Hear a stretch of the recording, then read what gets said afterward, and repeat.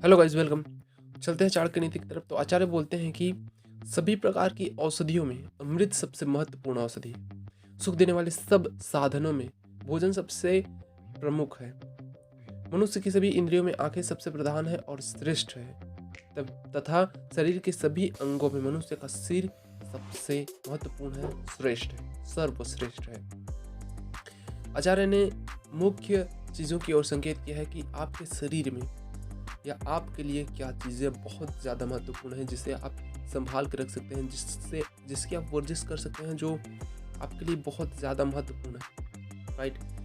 तो आचार्य बोलते हैं कि कुछ व्यक्तियों ने इस श्लोक में आए हुए अमृता शब्द का अर्थ गिलोय भी लगाया है, क्योंकि गिलोय भी बहुत सारे रोगों को, बहुत सारे अनेक प्रकार के रोगों को खत्म करता है, डिजीज को खत्म करता है, परंतु मूल अर्थ अमृत है, ये उचित है, क्योंकि अमृत भी एक प्रकार की औषधि है और अमृत से सभी प्रकार के रोगों की हानि होती है, रोगों को नष्ट किया जा सकता है और इससे जीवन प्राप्त किया जा सकता है, जीवन प्राप्त होता है। मनुष्य के पास धन आदि सभी सुख के साधन है, परंतु जब तक वह भोजन नहीं करता तब तक उसे पूर्ण सुख प्राप्त नहीं होता।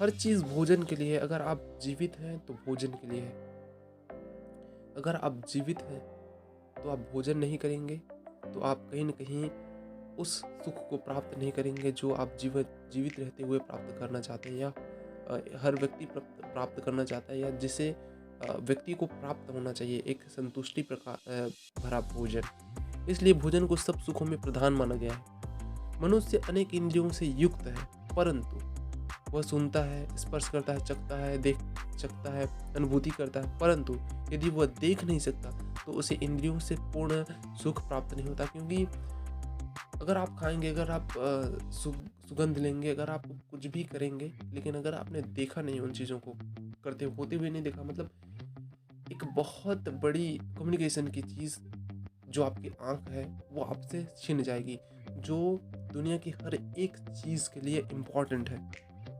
इसलिए आंखों को सब इंद्रियों में प्रधान माना गया है।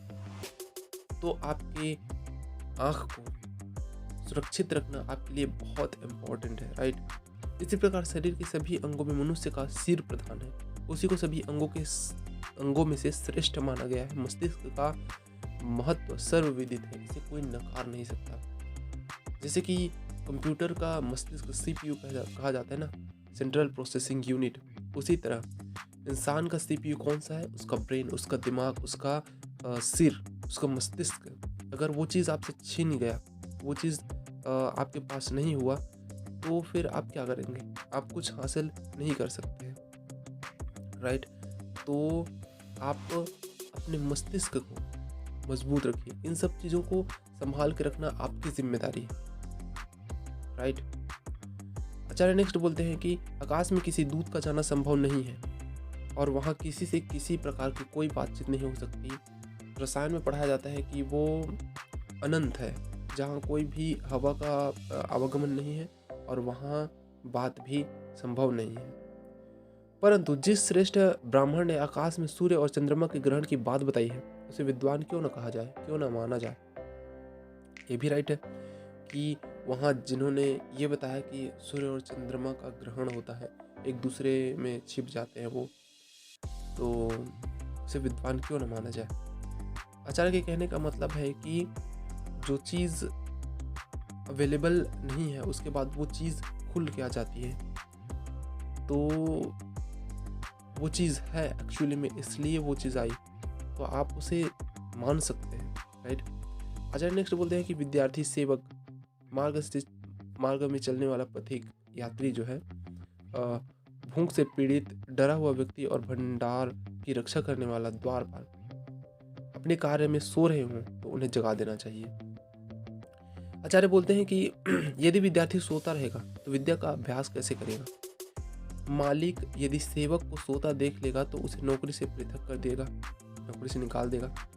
और ये भी हो सकता है कि वहाँ चोरी हो जाए और चीज़ें जो वहाँ पे होंगी, जिसके वो रक्षा कर रहा होगा, वो भी खत्म हो जाए और इससे उसे और ज़्यादा नुकसान उठाना पड़े, उसे इसकी भरपाई करनी पड़े, राइट।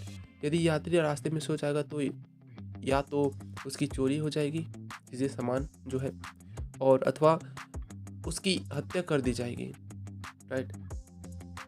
हाँ, ये भी हो सकता है। स्वप्न में यदि कोई प्यास या भूख से व्याकुल है तो उसे जगाना ही उसकी समस्या का समाधान है।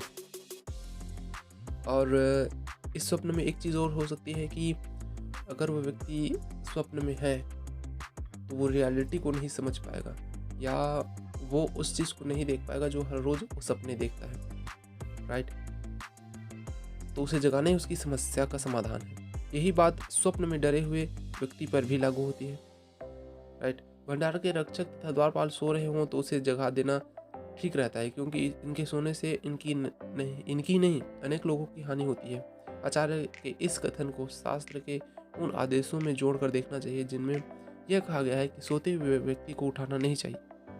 निद्रा शारीरिक और मानसिक विश्राम की वह अवस्था है जो प्राणी को संतुलन की समुचित व्यवस्था में देती है। इसी संदर्भ में पशु और वृक्षों के सोते हुए न जागने और रात्रि के समय स्पर्श न करने का निर्देश दिया गया है। इसमें एक चीज़ है कि शारीरिक और मानसिक चीज़ों के लिए, विश्राम के लिए निद्रा को, प्राणी को संतुलित और समुचित व्यवस्था होनी चाहिए, उसे निद्रा से नहीं जगाना चाहिए। लेकिन एक मेन यहाँ पे चीज़ है कि अगर कोई अलग अवस्था में सो रहा है, जैसे कि कोई सेवक सो रहा है, कोई मनुष्य जो विद्यार्थी है वो सो रहा है, तो उस अवस्था में जगाना चाहिए। लेकिन उस अवस्था में नहीं जगाना चाहिए जब वो एक्चुअली सोने का समय हो। जब सोने का समय नहीं है और वो सो रहा है तब उसे जगाना उचित है, राइट। तो मिलते हैं नेक्स्ट वीडियो में, तब तक के लिए देखते रहिए आप चाणक्य नीति।